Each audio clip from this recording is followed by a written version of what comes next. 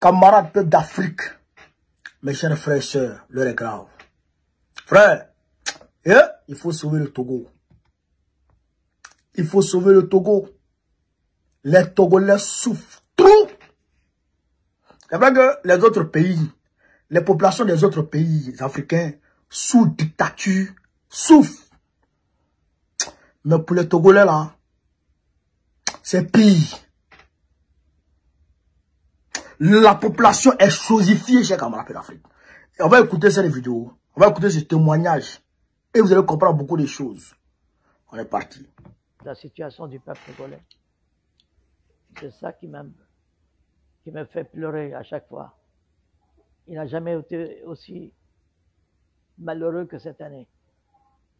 Le niveau de vie a baissé énormément, le pouvoir d'achat a beaucoup baissé.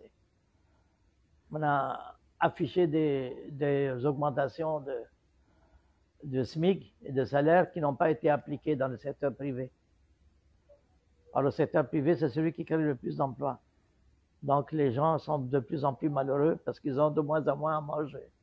Surtout, ils ont de moins en moins de médicaments à acheter. Parce qu'ils ne peuvent pas acheter. Il y a beaucoup qui meurent parce qu'ils n'ont pas la ventoline, qui vaut 3800 francs. Moi, si je n'avais pas la ventoline, je serais déjà mort. Mais j'ai les moyens de l'acheter. Mais la plupart des gens, des milliers de gens chaque année, sont des morts sacrifiés par la pauvreté. C'est ça qui me fait mal au cœur, que ce peuple méritant, ce peuple le plus aimable du monde, ce peuple qui accueille les étrangers mieux que ses frères, ce peuple qui aime l'étranger, qu'il appelle l'homme que je veux, l'homme que j'aime. Nulle part au monde vous avez ça dans aucune société. Et je le vois souffrir. Moi, j'arrive à aider mes proches, mais je ne peux pas aider tout le peuple. Et c'est ça qui me fait mal au cœur. Et je regrette que la situation du Togo soit dépréciée à ce point-là. Ben, je souhaite qu'il y ait plus d'humanisme dans la volonté des dirigeants, que la minorité pieuse disparaisse, bien s'amenuise pour laisser du pain ou du manioc ou du foufou et des petits douévis et des petits poissons pour le peuple. L'assurance vie ne touche que la partie de la fonction publique parce que dans le secteur privé, dans mon entreprise, moi, je n'ai reçu aucune carte depuis 1 an que je paye. Je paye pour les ouvriers et je paye pour ma part des deux côtés et je n'ai pas la carte de remboursement. Ce qui fait que moi, je paye à la place de la caisse de sécurité sociale, c'est moi qui finance le remboursement des maladies de mes employés. C'est inadmissible de laisser traîner les entreprises qui payent les cotisations de leurs employés sans que leurs employés bénéficient de la carte de remboursement des maladies, des frais de maladie. Donc ça, c'est la première chose que je demande. La deuxième chose, c'est de relever, aller partout dans le marché, vérifier si on applique la loi du salaire minimum. Parce que ces gens-là, ces employés sont des gens merveilleux. Ils ne sont pas des révolutionnaires. Ils cohabitent avec leurs exploiteurs. Ils ne disent rien. Parce qu'ils n'ont pas le mauvais esprit de se révolter comme au Bénin, comme au Ghana, comme au Burkina Faso. Le peuple togolais est unique en Afrique et même dans le monde. C'est un peuple qui baisse la tête et qui espère en Dieu pour venir le sauver. Mais Dieu a créé l'humanité, le monde, non pas pour venir intervenir lui-même, c'est pour laisser les hommes libres se faire leur histoire. C'est l'homme qui fait son histoire, qui fait le bien, le mal. C'est pas Dieu. Et Dieu ne viendra pas faire notre travail sur terre. C'est après notre mort qu'il va nous juger. Donc, moi, ce qui m'importe pour moi, c'est le bien-être du peuple togolais. Quand je le verrai heureux, je serai heureux. Parce que je voudrais ne pas mourir sans le voir heureux. Depuis l'âge de 5 ans, je lutte pour le bien-être du peuple togolais. Je veux qu'il soit la joie, comme je l'avais connu quand j'étais jeune. Il avait toujours le sourire, l'accueil. Maintenant, quand on voit les Togolais, ils sont tristes parce qu'ils ont des problèmes d'argent. Ils ne peuvent pas payer les médicaments. Il y a les décès qui peuvent faire honorer comme il faut. C'est terrible, cette atmosphère sociale. Et personne ne s'en soucie. Oh mon Dieu, c'est tout ce que je vous demande, que de rendre ce peuple, de recouvrir le bonheur qu'il connaissait quand j'étais jeune. Amen.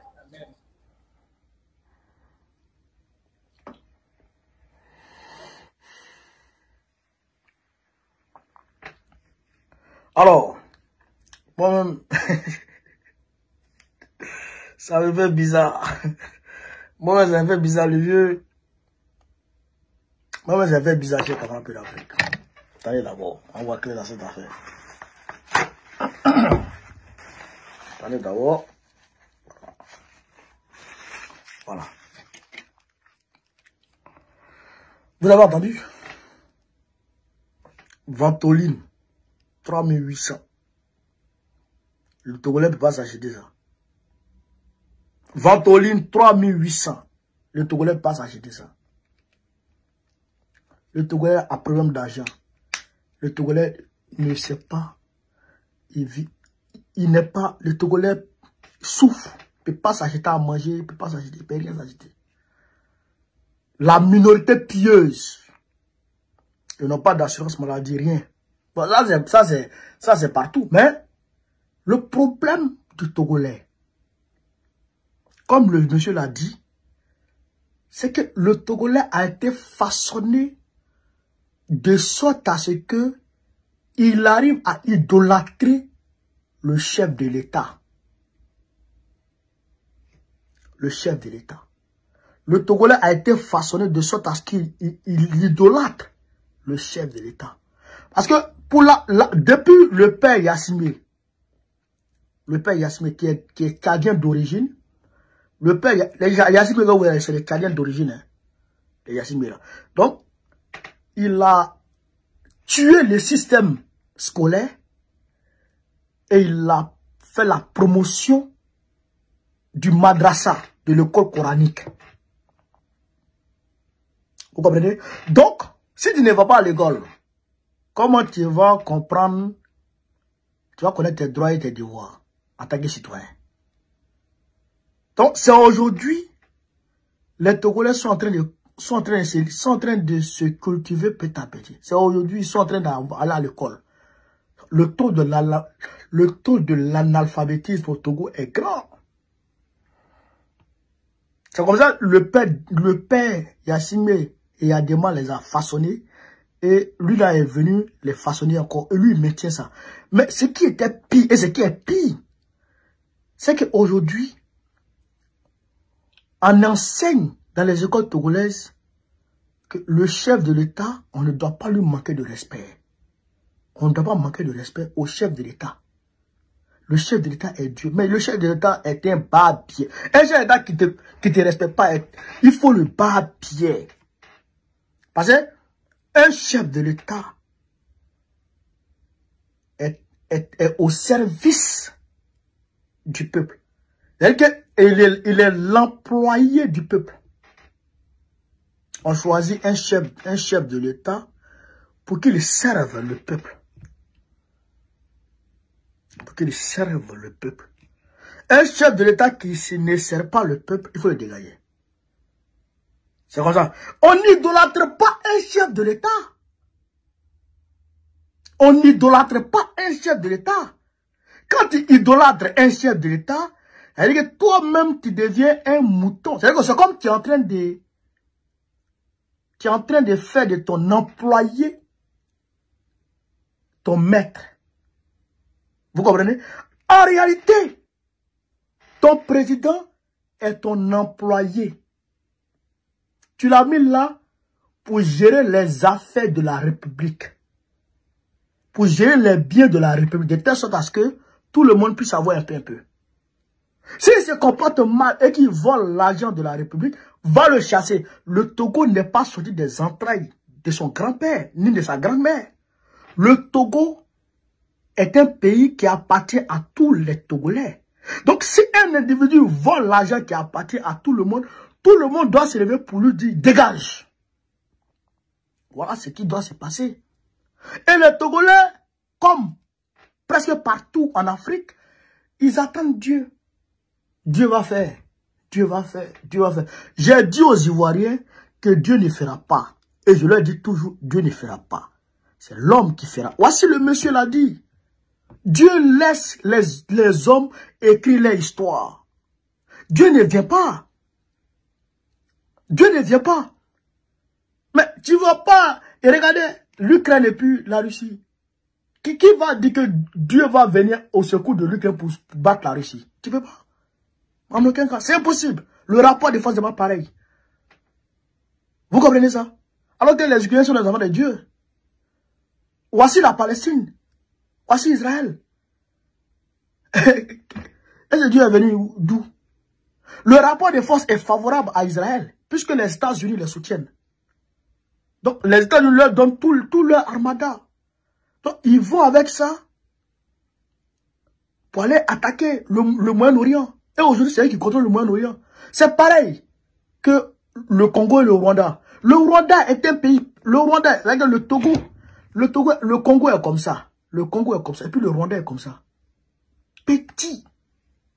Petit. Mais c'est le Rwanda là qui empêche le Togo de vivre. Vous comprenez ça? C'est le petit Rwanda qui empêche le Congo de vivre.